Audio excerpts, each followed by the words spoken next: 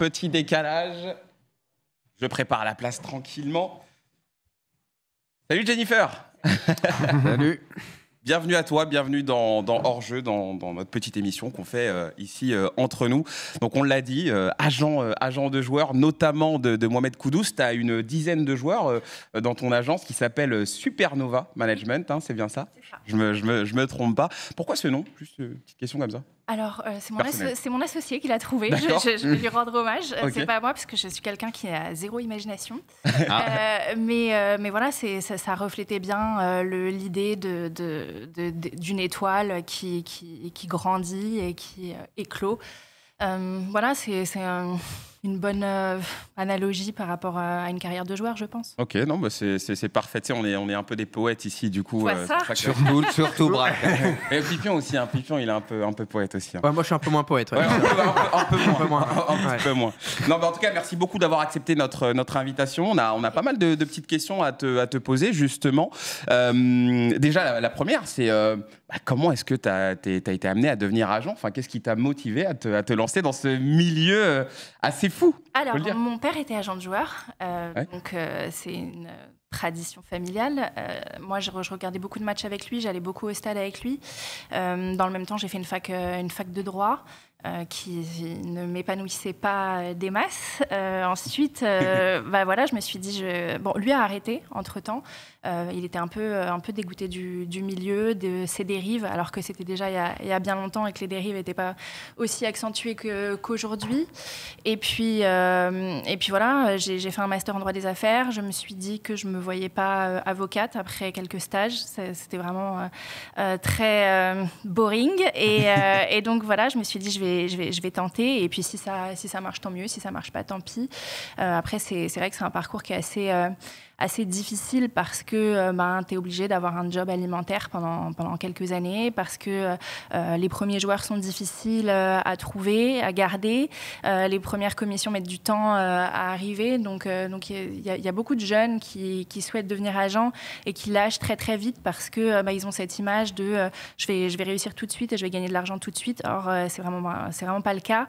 Et parfois, c'est sûr que c'est un peu long. Mais voilà, je les encourage à pas se décourager. Ouais. Justement, tu t'en parlais, tu disais que tu as dû bosser à côté, parce que c'est quand même un milieu qui est très particulier. Au début, tu n'as pas de carnet d'adresse, tu n'as pas de numéro, justement, pour pouvoir un petit peu lancer ton activité. Et ça se passe comment à ce moment-là, du coup, toi alors déjà, on imagine que tu es motivé, donc jamais de la vie tu abandonnes, mais justement, comment ils se sont noués les premiers contacts pour te permettre de te lancer? Alors moi, en fait, je me suis rendu compte que je démarrais. Déjà, j'étais très jeune, j'ai passé la licence à 20 ans, donc c'était pas forcément facile. J'étais une femme en plus, donc j'ai cumulé les difficultés.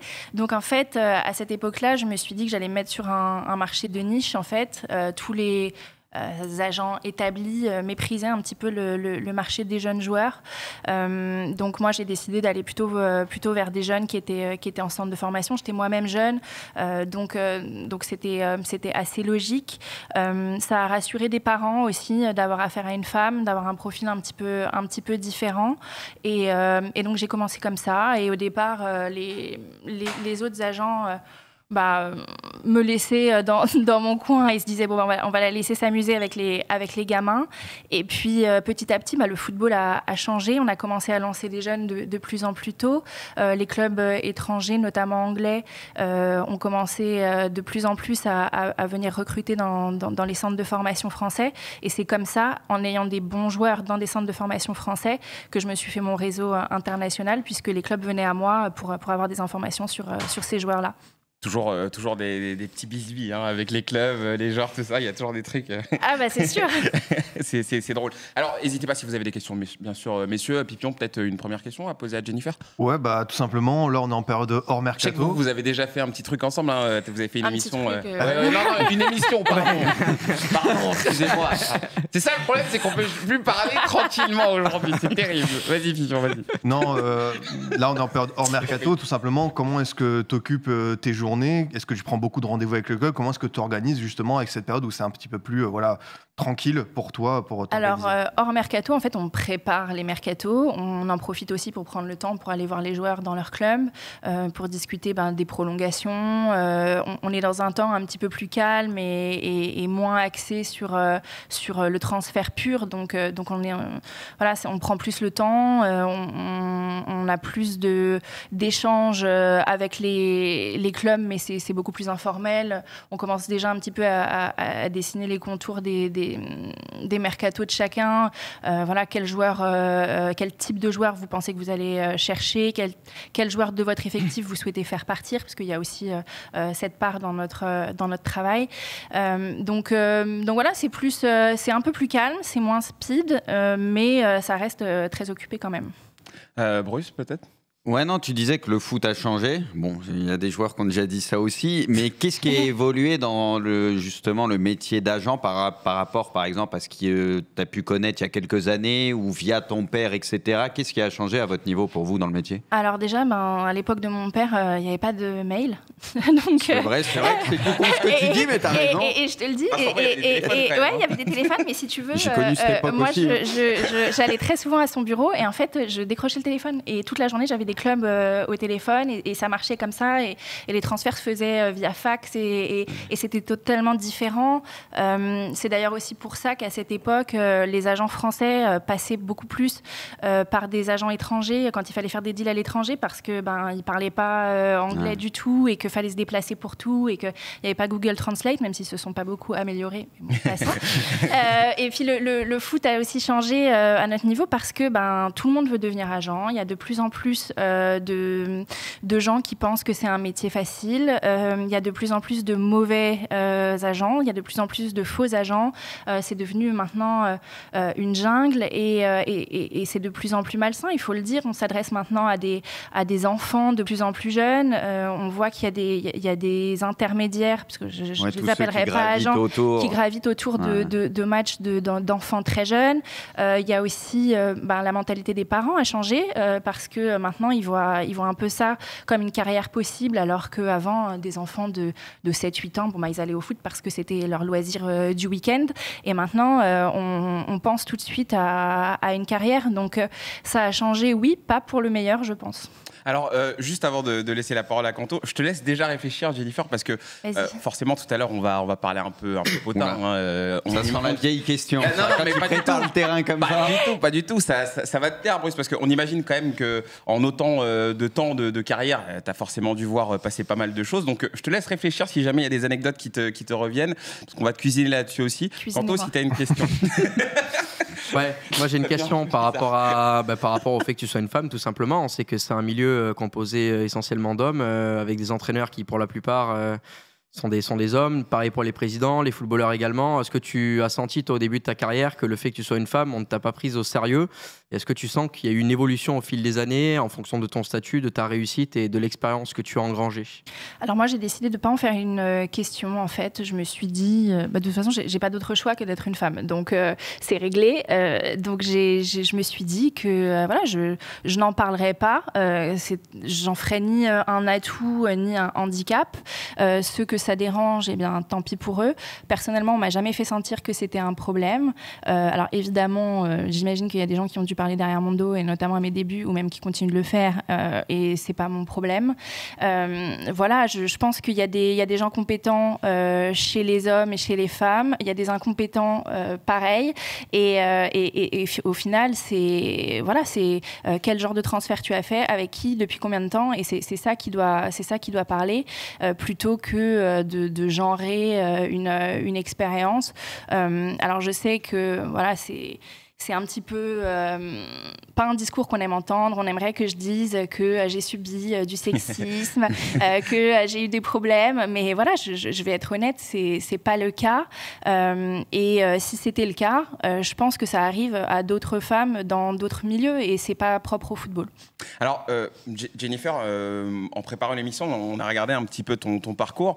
Il y a une anecdote que tu racontes notamment où tu dis que tu as rencontré Sir Alex Ferguson et que forcément ça a un petit peu joué. La question que je voulais te poser au travers de ça, c'est justement, est-ce qu'il y a des gens du monde du foot qui t'ont un petit peu aidé sur ton chemin, des joueurs, des agents même, pourquoi pas, des présidents. Tu t'es faite toute seule ou alors il y a des gens quand même qui t'ont donné des clés? Non, personne m'a aidé. C'est la jungle, elle a dit. Hein. Non, c'est sûr. Si une personne m'a aidé, bah, évidemment, c'est mon père. Oui. Après, c'est-à-dire que c'était un petit peu...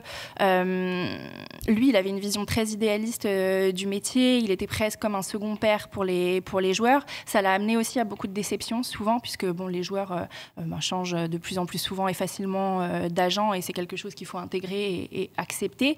Mais voilà, en le voyant travailler depuis très jeune, forcément, bah, j'ai intégré des codes et des choses que quelqu'un qui débute et qui n'a pas un agent dans sa famille ne connaît pas. Donc ça m'a fait gagner du temps à ce niveau-là.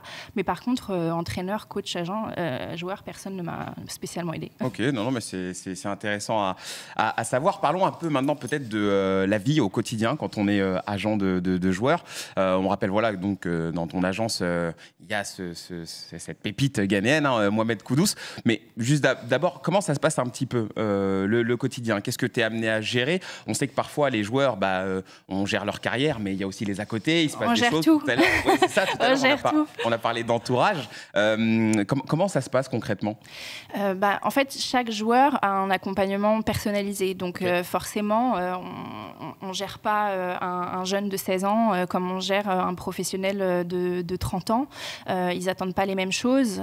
Mais disons que nous, on propose tout un panel de services. Alors évidemment, il y a ce que tout le monde connaît, c'est-à-dire les négociations du contrat de travail, les négociations de transfert.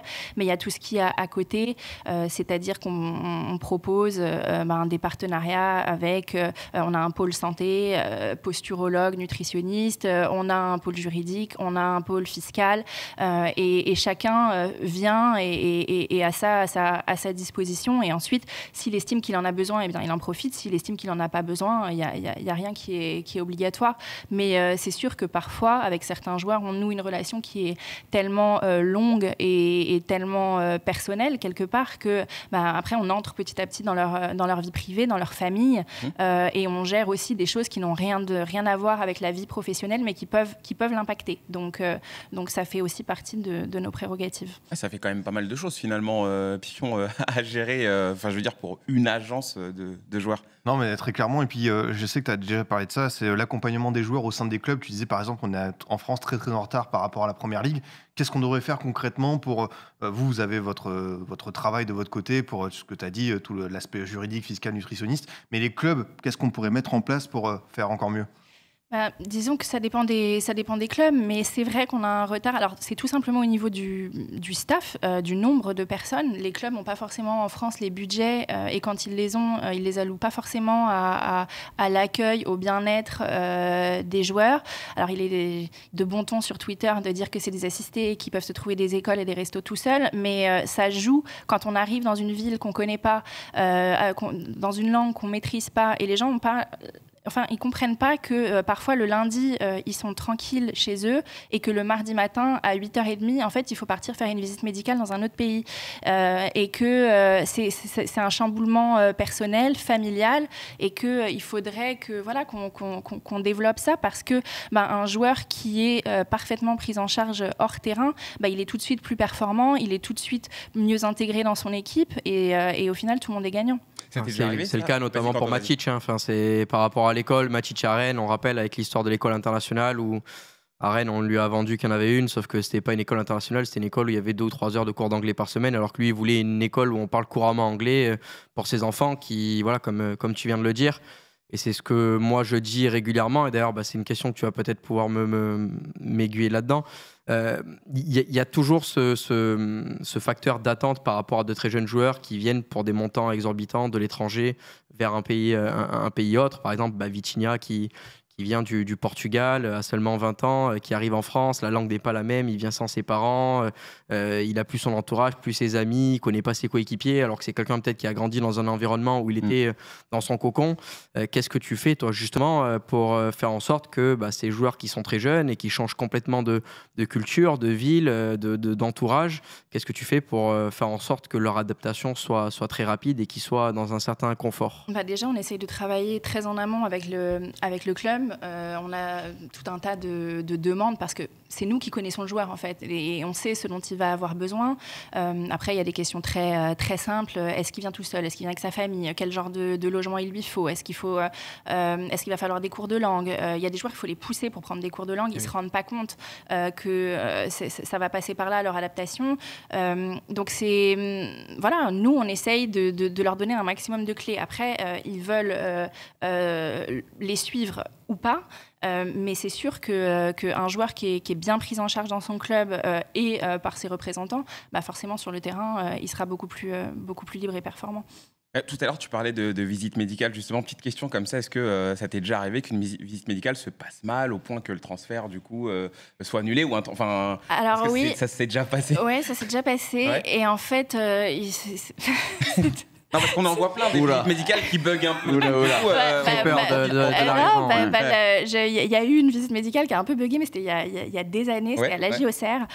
Et en fait, il se trouve que le médecin s'est trompé, quoi, et qu'en fait, il allait annuler un transfert pour un joueur qui n'a jamais eu de problème voilà, mais il a trouvé un truc à la visite médicale. Il se trouve que en fait, le joueur avait rien. Et bon, finalement, avec un peu de... Parce que moi, je connaissais bien son dossier médical, j'ai dû appeler sa mère, elle me dit non mais c'est pas possible, et du coup on a refait une deuxième visite médicale, mais je sais, alors c'est pas toujours le cas, mais il y a aussi parfois des clubs qui profitent de la visite médicale pour derrière soit avoir une renégociation un petit peu malsaine, ou même faire capoter si au dernier moment finalement ils ont un plan B qui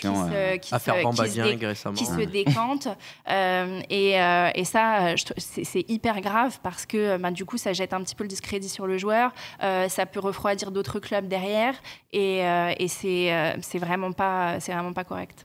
J'avais peut-être une petite question. Alors, je suppose que, au début, tu prends la température avant de travailler avec un joueur, etc., l'entourage, etc. Mais est-ce que ça t'est arrivé avec le temps, par exemple, de te séparer de joueurs pour diverses raisons, parce que c'est vraiment pas sérieux? Par exemple, ça peut venir du joueur, l'entourage, chez un gérable. Ça t'est déjà arrivé vraiment Oui, ça m'est arrivé 3 fois, dont une fois très récemment, il y a 2 mois.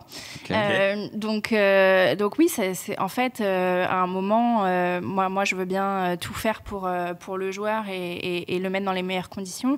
Mais quand on a affaire à soit le joueur lui-même, soit des familles qui pensent qu'elles savent mieux que nous, qui essayent alors, vous mettez pas des bâtons dans les roues, mais voilà, c'est pas leur métier. À partir du moment où on a choisi de travailler ensemble, il faut qu'on ait un rapport de confiance. Ils essayent d'influencer différentes choses. Si on voit que derrière, ça fonctionne pas bien, moi, alors, forcément, quand on est un agent débutant, on n'a peut-être pas la possibilité de le faire, et on se dit je vais pas résilier avec un joueur, c'est des commissions à venir. Mais bon, moi aujourd'hui j'ai décidé de plus m'emmerder en fait avec des gens que j'estime on a des façons de travailler trop différentes et ça va pas. De toute façon, à long terme, ça ne fonctionnerait pas. Donc autant arrêter les frais tout de suite. Oui, autant y aller tout de suite. Alors petite question aussi, parce qu'on a l'image de l'agent qui va être très souvent dans les bureaux, qui va être très souvent dans l'ombre et qu'on va voir sur des négociations, des transferts et tout. Mais moi, il y a une question que je me posais, c'est est-ce que vous êtes amené en tant qu'agent à très souvent aller sur le terrain, voir des matchs, enfin, je veux dire, vous rendre compte par vous-même de ce qui se passe réellement, parce que vous êtes beaucoup dans la gestion. Et vaut mieux. Non, mais justement, est-ce que c'est quelque chose qui fait partie vraiment... est-ce que c'est très présent dans votre travail? Et un petit extra à ta question, est-ce que ça t'est déjà arrivé d'aller voir ton joueur jouer et te dire putain, il est claqué? Alors, il est claqué, non, mais il a fait un match dégueulasse, souvent. Donc oui, après, moi, je vais pas mentir, j'allais voir énormément de matchs quand j'ai débuté. J'y allais beaucoup plus. Maintenant, forcément, j'ai un réseau qui me permet d'avoir des recruteurs et des échos de joueurs qui font que voilà, j'y vais un petit peu moins. Mais bon, par exemple, là, je vais aller au tournoi de Montaigu, le tournoi des U16 proche de Nantes, parce que c'est toujours... Déjà, c'est quelque chose que j'aime faire, et en plus, c'est quelque chose qu'il faut faire, mais c'est vrai que parfois, par manque de temps, on le fait un petit peu moins, mais déjà, il faut aller voir jouer ses propres joueurs. Donc, ils jouent tous le week-end. Et voilà, il faut réussir à donner du temps à chacun. Mais c'est vrai que c'est pas facile et qu'on le fait beaucoup plus quand on débute par nécessité, en fait. Je pense que Scipion, il aura aussi une question là-dessus, mais juste pour commencer sur ça, tu parlais de pépites. Alors, c'est vrai que je pense que l'idéal de tous les agents, c'est de trouver voilà, le nouveau Lionel Messi, le nouveau un peu Lamine Yamal. Est-ce que ça, c'est quelque chose sur lequel vous travaillez, vous mettez en place des stratégies pour justement repérer le joueur qui va devenir voilà, un monstre et sur lequel vous allez pouvoir, alors je dis pas tirer profit ou alors faire des bénéfices énormes, mais en tout cas se dire qu'on va avoir dans notre agence un des grands prospects, un des grands talents du futur. C'est ce qu'on essaye tous de faire, mais déjà c'est difficile parce que bon, faut les identifier, mais ils sont très vite identifiés, donc ça, c'est même pas le problème. Ouais. Le problème, c'est que dès 15-16 ans, le gros prospect, justement, tout le monde le connaît déjà, et donc tout le monde se bat déjà pour le représenter, et donc y a soit tu essayes de le récupérer à ce moment-là, soit tu le récupères peut-être un petit peu plus tard, quand ses premiers agents ont fait des conneries. Ouais. Mais oui, bien sûr que c'est ce que tout le monde cherche à faire. Parfois, tu y arrives, parfois, tu n'y arrives pas. Parfois, un énorme prospect, et moi, ça m'est déjà arrivé, ne confirme pas du tout derrière. Donc, au final, tu as perdu beaucoup de temps avec un joueur entre ses 15 et 18 ans. Et ensuite, derrière... rien du tout. Ouais. Et donc, malheureusement, ça, personne pouvait le prédire, et ça m'est arrivé à plusieurs reprises. Okay. Mais voilà, c'est le foot, c'est comme ça. Il y a des roulements, il y a des moments, mais voilà, tout le monde est sur les mêmes joueurs. Tout le monde sait déjà qui sera la grosse star des 10 prochaines années. Évidemment, s'il n'y a pas de souci, si l'entourage est sain, ça fait beaucoup de si. Mais voilà, ils sont déjà... Il n'y a que des si, de toute façon. De toute façon. J'embrayais parce que les jeunes, toi, tu les suis beaucoup, toi, justement. Non, mais ouais, c'est une question un peu plus globale. Je sais que toi, tu as déjà reçu des messages où des pères, des mères de famille voulaient te vendre leurs jeunes qui avaient 5-6 ans, qui avaient des profils en disant et tout. Tu as dit non, faut arrêter, vous étiez juste à l'école de foot. Comment est-ce qu'on peut encore faire preuve de pédagogie pour mieux encadrer ça? Parce que c'est vrai que tu as dit, c'est ce qui fait partie justement de ce projet Mbappé, de cette mouvance, de ce phénomène auquel vous, agents, vous devez faire face. C'est trop tard. Ouais. C'est trop tard. Ouais, moi, je pense réellement que c'est trop tard, que ça sert plus à rien, que les parents qui sont dans ce mood, de toute façon, sont plus accessibles à un discours sensé, en fait, parce que... à cet âge-là, en fait, tu dois protéger ton enfant et tu dois... qui est capable... Enfin, un enfant, le lundi, veut être footballeur professionnel, mais le mercredi, veut être pompier, en fait. Donc, faut arrêter de leur mettre une pression et de fantasmer une carrière et de vivre ta vie à travers ton gamin. Malheureusement, ils ne le comprennent pas. Je pense qu'il y a eu assez de travail, assez d'articles, assez de gens qui ont alerté. Maintenant, si les parents ne se rendent pas compte qu'ils sont en train de faire n'importe quoi, honnêtement, je pense qu'on ne peut plus rien faire. On va les laisser se fracasser. On va les laisser... Ça, en vrai, oui, mais moi, c'est ce que je pense. Au bout d'un moment, ça va bien d'excuser et de dire « Ah, les pauvres, ils ne savent pas. Ah, les pauvres, ils espèrent quelque chose parce qu'ils sont dans des conditions difficiles. » Non, à un moment, ton job de parent, c'est d'accompagner ton fils ou ta fille, parce que maintenant, même chez les filles, on voit qu'il y a une pression. Et puis, s'ils ne le font pas, tant pis pour eux. Et puis, ils verront bien. Les fameux parents qui envoient des messages. Moi, j'ai un superbe enfant, il a 4 ans, c'est un box-to-box incroyable. Le box-to-box de 4 ans, ça m'avait fait rêver. Alors, juste question évidemment des gens qui nous suivent et sur Twitter, et d'ailleurs, tu l'as vu passer, la question, c'était Vigilante, voilà, qui on a posé pas mal de très intéressantes. On en a sélectionné une, on ne pouvait pas toutes les passer. Mais c'est vrai que c'est sur la réforme, en tout cas, du métier d'agent de joueur. Oui. On sait qu'elle est en train d'être passée. En tout cas, ça en a parlé. On parle de l'introduction d'une licence obligatoire. Toi, tu l'as depuis très longtemps, ta licence, d'un plafonnement au niveau des commissions pour éviter les abus et l'interdiction de la pluri-représentation. Alors toi, t'en penses quoi de tout ça? Parce qu'on imagine que vous avez déjà étudié la question. Est-ce que pour toi, ça va aller dans le bon sens ou comme tu l'as dit là, ça ne va pas servir à grand-chose? Alors, il y a deux questions. Il y a la réglementation française et la réglementation internationale. La réglementation française ne change pas. Il faut avoir la licence FFF pour travailler en France, point. Ça s'arrête là. On est régi par le droit du sport et toutes les personnes qui passent la licence FIFA en pensant pouvoir travailler en France, ce n'est pas le cas.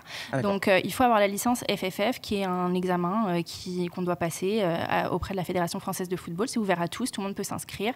Et sans licence FFF, on n'a pas le droit de travailler en France. Ensuite, au niveau international, la FIFA a décidé de reprendre la main sur la réglementation et ça se traduit par un désastre tel que seule la FIFA sait le faire. Donc moi, je faisais partie des réunions qui ont eu lieu avec les agents et la FIFA. On a eu une réunion avec un représentant par pays. Moi, je représentais la France et en fait, je leur ai dit immédiatement que 90% des réformes qu'ils essayaient de mettre en place non seulement étaient contre-productives, mais elles étaient aussi inapplicables. Et ça, c'était déjà il y a au moins 5 ans. Et la réalité est en train de me donner raison parce que il y a eu des recours faits dans pratiquement tous les pays. Au final, la réforme est suspendue. Et alors, moi, je suis et je prêche depuis longtemps pour un assainissement du métier, pour qu'il y ait une réglementation plus forte. Maintenant, je ne crois pas que le règlement FIFA soit ce dont on a besoin. On a besoin qu'il y ait des vraies sanctions quand des agents non officiels représentent des joueurs. Aujourd'hui, ça ne dérange personne. Il y a des centaines et des centaines de profils Instagram d'agences avec des agents qui font des deals, qui posent avec des maillots, qui posent avec des joueurs. Ces gens-là n'ont pas le droit de travailler. Ils risquent quoi, justement ? C'est un délit pénal, l'exercice illégal de la profession d'agent. Ils risquent une forte amende et une condamnation. Bon, malheureusement, au final, ils prennent pas grand-chose. Au final, c'est pas qu'ils prennent pas grand-chose, c'est qu'ils sont très rarement inquiétés. C'est même pas attrapé, c'est personne ne les cherche. Ah oui, d'accord. Donc normalement, il devrait y avoir des signalements faits par la Fédération française de football qui le fait parfois, mais qui ne le fait pas assez. Et on a vu cette semaine, il y a eu une news disant que le ministère de l'Intérieur allait un petit peu se pencher sur ces questions. Et honnêtement, je l'espère. Mais disons que on fait des effets d'annonce en disant on va plafonner les commissions. Moi, je veux bien, mais plafonner les commissions, vous allez dire, je prêche pour ma paroisse, mais ça n'aura qu'une conséquence, c'est que les agents vont devoir, pour maintenir leur niveau de rémunération, multiplier les deals. Ah ouais, d'accord. Et donc, plus de transferts et donc, tu vas devoir faire plus de transferts. Et parfois, je suis désolée, mais il n'y a pas besoin de transfert, en fait. Il y a des joueurs qui sont bien dans leur club, il n'y a pas besoin de les transférer. Ils pourraient très bien prolonger. Et non, les agents vont faire des transferts parce qu'ils vont avoir besoin de gagner de l'argent. Donc ça, c'est un effet pervers qu'ils n'ont apparemment pas mesuré. Mais si on estime qu'on doit protéger les joueurs, c'est pas en multipliant les opérations qui ne se justifient pas sur un plan sportif. Et il y a plein de détails comme ça qui, ça mettrait trop de temps à détailler, mais je crois pas que la réforme FIFA va être appliquée en l'état. Elle devait l'être déjà depuis un moment. C'est suspendu en Angleterre, c'est suspendu en Allemagne, c'est suspendu au Brésil, c'est suspendu au Danemark, c'est suspendu partout. Donc du coup, ils se sont dit, on va la suspendre complètement en attendant d'avoir les décisions de justice, et je crois que ça va mal se terminer. Ah ouais, donc t'es pas très optimiste par rapport à tout ça. Non, mais c'est au moins bien de le savoir. Parlons peut-être un petit peu des clubs et des expériences, si tu en as eu, que tu as pu avoir avec les clubs français. Alors il y a... On rigole parce qu'évidemment, on pense tout de suite Marseille, Longoria, Paris Saint-Germain. Il doit y avoir des clubs où ça doit être très compliqué aussi. Oui, forcément. Est-ce que tu as été amené justement à travailler ou en tout cas à dialoguer, à discuter avec ces clubs-là, des anecdotes, peut-être des trucs qui se sont mal passés, je sais pas moi. J'espère que ça va passer de bizarre avec Nantes. Bizarre avec Nantes ? Oh. Je suis pas très nantais, mais si tu me disais le premier que tu sors, ça ne me surprend pas, toi. Bizarre avec Nantes. Bon, j'ai travaillé avec tous les clubs français, je pense. Après, il faut savoir que le foot n'a pas de mémoire, en fait. C'est-à-dire que sur un deal, on peut peut-être s'écharper et avoir des discussions un peu tendues. Et sur le deal d'après, ça se passe très bien. Donc c'est toujours à un moment précis que, il y a des moments où soit on veut pousser un joueur à partir, il ne le souhaite pas, soit au contraire, le joueur veut partir, le club veut pas. Forcément, notre rôle à nous, c'est de protéger les intérêts du joueur, et donc parfois ça peut monter un petit peu en pression, spécialement avec moi. Mais voilà, c'est le foot qui est comme ça, et ça n'empêche pas de continuer à avoir des rapports très cordiaux et vous pouvez vraiment avoir des discussions difficiles et 2 semaines après, le club vous appelle sans aucun souci parce qu'ils veulent recruter un nouveau joueur. C'est un peu l'hypocrisie, mais c'est le business. Il y a eu des rumeurs comme quoi le PSG voulait justement s'attacher les services de Mohamed Kudus. Est-ce que tu as été... Non, pas du tout, c'est vrai? Non, pas du tout. Ah ouais? Non. Ok. Non, Là, alors, c'est un poker, là. C'est vrai que ça en parlait à un moment. On en a parlé un petit moment. Non, c'est moi qui en ai parlé parce que, en fait, pendant tout le mercato d'été, je recevais des centaines et des centaines et des centaines de messages de supporters parisiens qui disaient mais pourquoi elle le propose pas à Paris? Il y a besoin d'un joueur comme ça à Paris, qu'est-ce qu'elle fout? Elle est de Paris, en plus on comprend pas. C'est exactement un joueur comme ça qu'il nous faut. Et voilà, et Paris n'a jamais été intéressé par le joueur et ils ont le droit. Voilà, chacun fait son mercato comme il le souhaite. Mais non, on a le droit de mettre 100 millions sur des attaquants qui font pas jouer. Exactement. Après, pas de problème. Je ne me prononce pas. Mais moi je me prononce. Je pense que ça aurait été effectivement un bon joueur pour Paris. Je pense que il aurait fait beaucoup de bien. Maintenant, chacun gère son club comme il l'entend. Au moins, c'est bien. On a la réponse, on a l'information. On a parlé un petit peu de Paris, mais moi, je suis supporter de l'Olympique de Marseille et j'ai vu que tu as déjà parlé un petit peu de Longoria. Comment sont les discussions avec Pablo Longoria, qui a été sublimé du côté de l'Olympique de Marseille et qui, derrière, a été décrié à cause de l'achat-revente permanent qu'il fait? C'est vrai qu'en ce moment, on a un petit peu de mal à lire la stratégie de Marseille. Bon, maintenant, sur les derniers matchs, ça se passe plutôt bien. Mais moi, j'ai un peu de mal avec le commentaire de l'instant. C'est-à-dire que je pense qu'il faut juger les gens sur leur bilan, sur leur titre, sur un bilan financier aussi, parce que le foot est comme ça et que ce sont des entreprises. Mais après, voilà, il ne faut pas... Mon avis personnel aujourd'hui, c'est que la stratégie de Marseille est pas claire, que forcément ils se sont ratés sur pas mal de transferts. Je suis pas sûre que les changements au niveau de l'organigramme en permanence soient aussi bénéfiques pour la stabilité d'un club, parce qu'on change beaucoup de joueurs, mais on change aussi les dirigeants. Maintenant, voilà, en ce moment, ça se passe plutôt bien depuis le changement de coach.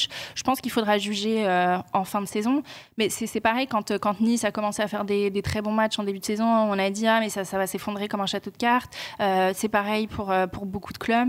Donc voilà, je pense qu'il faut faire des bilans apaisés en fin de saison et regarder comment les saisons se passent. Petite question justement, alors j'ai l'impression qu'on en parle depuis le début de l'interview de Mohamed Kudus et on ne veut pas du tout te résumer à ça et résumer ton agence à oui c'est l'agence de Mohamed Kudus, mais on voulait quand même savoir comment ça s'est fait parce que ça reste quand même un joueur extrêmement connu. Moi quand je l'ai connu, il n'était pas connu. Non mais justement et on voulait savoir comment ça s'est fait, comment tu as réussi à le convaincre de vous rejoindre et est-ce que peut-être tu as senti un avant et un après le fait de l'avoir enrôlé chez vous? Alors, comment moi je l'ai connu, c'est parce que je travaillais avec un autre joueur ghanéen qui était à l'époque à Manchester City et qui était proche de lui et qui savait qu'il était mécontent de la grosse agence anglaise avec qui il travaillait.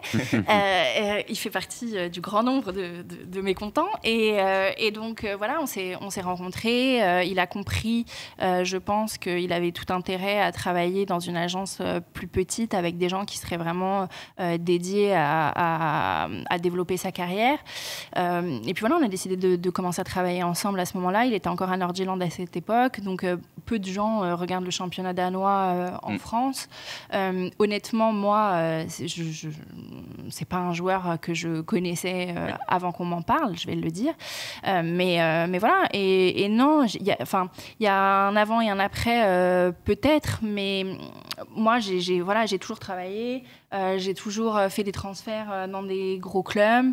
Alors, il y en a qu'on connaît, il y en a qu'on ne connaît pas. Il y a des joueurs avec qui j'ai travaillé qui ne sont plus avec moi aujourd'hui. Il y a un tel roulement. Voilà, aujourd'hui, on parle de Kudus dans 3 ans. Moi, j'ai un autre petit qui va arriver et dont vous entendrez parler. Voilà. Et voilà, donc forcément, bien sûr que c'est une satisfaction personnelle quand on fait Nordjylland, Ajax, Ajax, West Ham, et que on se rend compte qu'on avait raison sur les choix qui ont été faits. Mais voilà, il faut pas résumer à ça. Et c'est sûr que je pense que aujourd'hui, le problème qu'on a, c'est que les agents français ne travaillent qu'avec des joueurs français. Moi, je connais pas d'autres agences qui travaillent avec des clients anglophones. Kudus parle pas un mot de français et c'est pas un souci.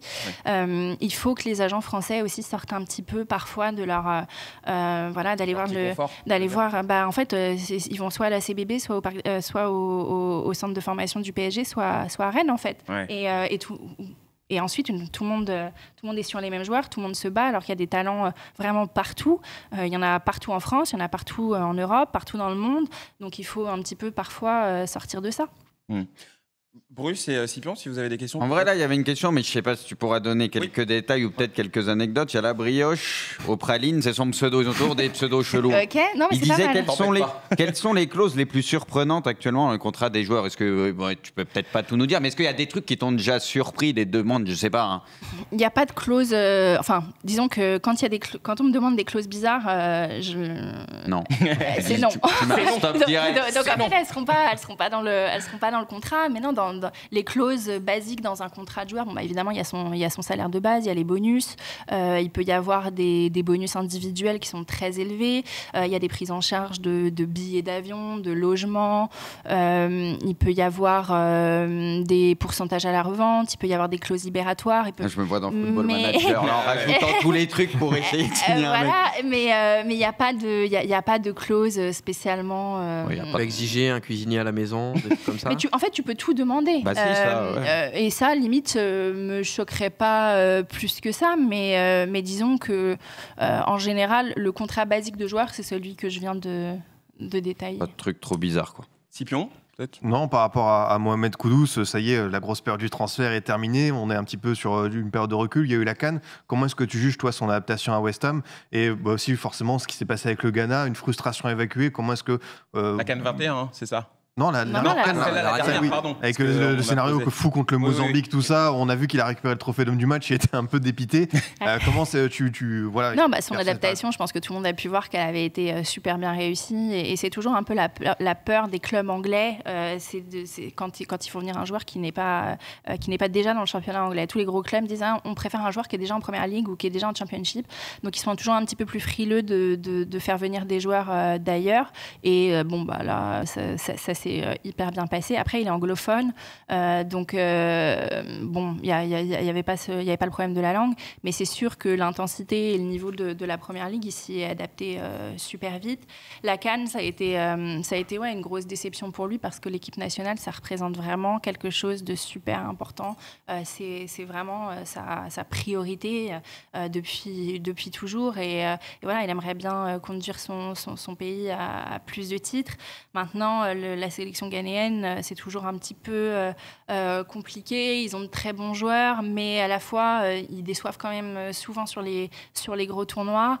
Et voilà, j'espère que il va y avoir un changement d'entraîneur à venir dans les semaines qui viennent. Je pense qu'il va être nommé. On va voir ce que ça donne, mais c'est dommage parce que pour moi, c'est une sélection qui a vraiment un énorme potentiel. Bon, en tout cas, c'est super intéressant. Il y a beaucoup de choses qu'on apprend et qu'on découvre. Maintenant, cette question, l'anecdote, le truc, est-ce qu'il y a quelque chose là dans toute ta carrière de fou qui s'est passé à un moment ou à un autre, je sais pas, hein, c'est vraiment... Après, on va pas chercher à inventer, que tu peux dire, quoi. Oui, que tu peux raconter. Est-ce qu'il s'est déjà passé quelque chose de complètement dingue mon pantalon a craqué au dernier mercato dans le parking pour emmener Emmanuel Ntim à Troyes. On était... Ah, c'est vrai ? Ouais, c'est vrai. Ah, d'accord. Ah ouais. Ah, mais moi, je pensais que c'était une blague, moi. Non, c'est pas du tout une blague. Elle est en train de s'amuser à dire que son pantalon a craqué. On était en route et il fallait faire. Et franchement, il y avait la grève des agriculteurs. Il fallait partir en speed à Troyes. Et au moment de monter dans sa voiture, j'entends un énorme. Et du coup, je me retrouve à moitié à poil dans un parking. Il était mort de rire. On a dû repasser chez moi. J'ai dû me changer. Voilà, des anecdotes de mercato. Je l'ai jamais raconté. Je la raconte chez vous. T'as pas transféré que le joueur. T'as transféré le pantalon aussi, quoi. Ce genre-là. Mais bon, c'est terrible. C'est heureusement que c'était pas loin de chez moi, quoi. Ok, bah, t'as eu de la chance alors sur. Imagine le transfert, il capote suite à un retard par rapport à une anecdote comme ça, personne ne te croit. Quoi. Bah, des fois, tu vois des raisons, des trucs pourquoi trucs ça a bizarres. capoté, des trucs bizarres. En vrai, tu peux tout voir. Non, le truc c'est ouvert, je peux pas dire. Ok. Mais... Alors, je suis désolé parce que vraiment au début je pensais que c'était juste une vanne et en fait non, bah, c'était sérieux. Ouais. Pardon, désolé. Non, mais en tout cas, merci beaucoup pour toutes ces réponses. Hein. C'était encore une fois très intéressant. Comme d'habitude, on va vous isoler le moment sur YouTube si jamais vous nous rejoignez, que vous avez envie de revoir l'interview. On te garde encore un petit peu avec nous parce que là, on va passer à la revue de la semaine et il y a toujours des sujets sur lesquels on fait réagir nos invités. Ça marche. Si jamais t'es OK. C'est Moi, parfait. j'ai juste une question. Ah bah vas-y. Non, justement, ce qu'on parlait, est-ce Vas-y. qu'il y a déjà un transfert qui a Quel relou, capoté celui-là. pour une raison, mais un truc auquel tu peux pas t'attendre un truc assez lunaire ou rien de spécial. C'est vrai qu'on en parlait, des fois on voit des raisons, des trucs, ça nous fait plus J'ai un rire joueur qu'autre chose. qui avait signé dans un club et qui s'est pas présenté. D'accord. Il a décidé de changer d'avis tout seul sans prévenir personne. Bon, au final, il s'est rendu compte que c'était une grave erreur et il est arrivé avec un mois de retard. Il essayait de signer ailleurs alors qu'il avait déjà signé son contrat. Voilà, ça fait partie des joueurs dont tu me demandais. Il avait déjà signé son contrat en fait, il a fait une espèce de rançon. Je ne viens pas sauf qu'on me donne plus d'argent. Donc, sa carrière n'a pas pris un tour ça m'étonne pas. comme on l'espérait, malheureusement, alors qu'il avait vraiment du talent mais le et mental, des fortes tout ça, capacités. Quand tu commences comme ça, en général, part mal. Ça part mal. Mais capoter pour une raison bizarre, non, j'ai pas d'exemple. Ok. Bon, bah, c'est très bien.